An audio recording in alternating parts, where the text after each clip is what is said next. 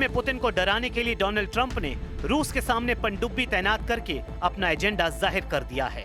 Trump बार बार बता रहे हैं कि उनके पास ऐसे हथियार हैं जिनका मुकाबला न रूस कर सकता है न ही चीन। We make the best equipment in the world, but they got to make it faster. We have orders for the F-35. We have orders for everything. The new F-47. We have orders for everything. They got to make it faster, a lot faster. Ammunition they have to make faster. In the coming months, we'll be making even more historic announcements to fully embrace the identity of the Department of War. I love the name. I think it's so great. I think it stops wars. Donald Trump ने अगस्त महीने में रूस से बढ़ते तनाव को लेकर 2 परमाणु पनडुब्बी रूस के करीब तैनात करने के आदेश दिए थे। ट्रंप ने रूस के पूर्व राष्ट्रपति और रूस में राष्ट्रीय सुरक्षा परिषद के उप प्रमुख दिमित्री मेदवेदेव के एक बयान पर कहा कि अमेरिका रूस के परमाणु खतरों का जवाब देने के लिए पूरी तरह तैयार है। मैंने रूस के नजदीक 2 न्यूक्लियर पनडुब्बियों को तैनात करने का आदेश दिया है ताकि भड़काऊ बयान सिर्फ बयानबाजी तक ही सीमित रहें। ये हैं वो परमाणु पनडुब्बियां जो पुतिन के बहुत करीब रहकर न्यूक्लियर धमाके के लिए हमेशा तैयार रहती हैं। ये परमाणु पनडुब्बियां इस वक्त कहां तैनात हैं, इसके बारे में ट्रंप ने नहीं बताया, लेकिन यूक्रेन युद्ध के बीच तनाव किस लेवल पर पहुंच रहा है, ये तस्वीर इसकी गवाह बन रही है। ये अमेरिका की ओहायो क्लास की पनडुब्बी है, जिसे 24 ट्राइडेंट ICBM यानी इंटरकॉन्टिनेंटल बैलिस्टिक मिसाइल फायर की जा सकती हैं। हर मिसाइल कई थर्मोन्यूक्लियर वॉरहेड से लैस है और इसकी रेंज है 7500 किलोमीटर। अमेरिका के पास ऐसी 18 परमाणु पनडुब्बियां हैं।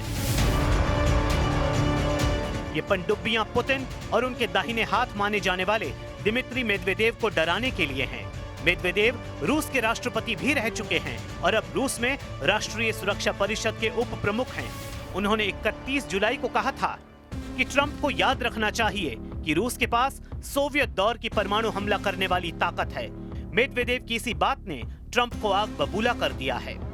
दरअसल पुतिन के खासम खास दिमित्री मेदवेदेव ने सोशल मीडिया पोस्ट पर कहा था, हम इजराइल या ईरान नहीं हैं।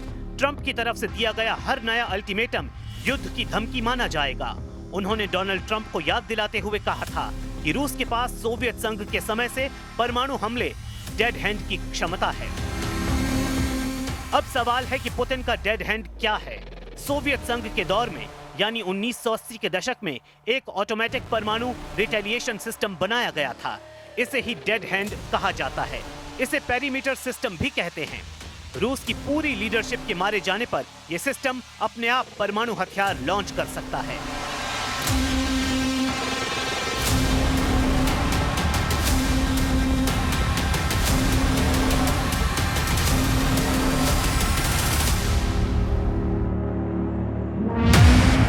ये सिस्टम अब भी एक्टिव स्टैंड बाय मोड में माना जाता है। मतलब अगर अमेरिका ने रूस पर हमला किया और रूस के नेता मारे गए, तब भी ये सिस्टम अमेरिका पर हमला कर देगा।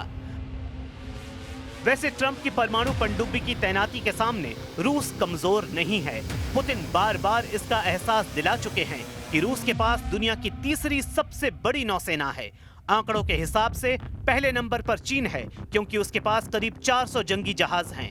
दूसरे नंबर पर अमेरिका है, उसके पास 350 जहाज हैं। लेकिन 12 एयरक्राफ्ट कैरियर अमेरिका को दुनिया की सबसे ताकतवर नौसेना बना देते हैं। और वहीं रूस, जिसके पास 300 जहाज हैं, लेकिन उसकी 60 पनडुब्बियां और बड़े बड़े मिसाइल क्रूजर अमेरिका को लगातार चुनौती देते रहते हैं। इसलिए परमाणु पनडुब्बी तैनात करना ट्रंप की बहुत बड़ी गलती साबित हो सकती है। वैसे परमाणु खतरा सिर्फ पुतिन और ट्रंप के बीच नहीं डोल रहा है। यूक्रेन भी बड़ा न्यूक्लियर डेंजर जोन बन चुका है। यह है यूक्रेन का ज़ैपोरिज़िया न्यूक्लियर पावर प्लांट, जिस पर अभी रूस का कंट्रोल है। और ज़ेलेंस्की ने इस परमाणु अड्डे को लेकर रेड बटन दबा दिया है। ज़ेलेंस्की का दावा है कि ज़ैपोरिज़िया फ्रंट पर रूस के हमलों की वजह से अब यह परमाणु अड्डा खतरे में पड़ गया है, क्योंकि इस रिएक्टर को ठंडा रखने के लिए बिजली की सप्लाई बाधित हो रही है। और अगर ऐसा जारी रहा तो ज़ैपोरिज़िया में बड़ी परमाणु त्रासदी हो सकती है। Вже 7-й день, і раніше, до речі, не було такого аварійна ситуація на Запорізькій атомній станції. Ситуація критична. Через російські обстріли станція відключена від живлення, від електромережі. Забезпечується електрикою від дизель-генераторів. Це надзвичайно. Генератори і станція не розраховані на таке і ніколи не працювали в такому режимі так довго. І вже у нас є інформація, що один з генераторів вийшов. जेलेंस्की का डर जायज है, लेकिन इस युद्ध में ज़ेपोरिज़िया में कई बार बड़ा परमाणु हादसा होते होते बचा है। ज़ेपोरिज़िया ही नहीं, यूक्रेन के बाकी फ्रंट भी पुतिन की आग झेल रहे हैं।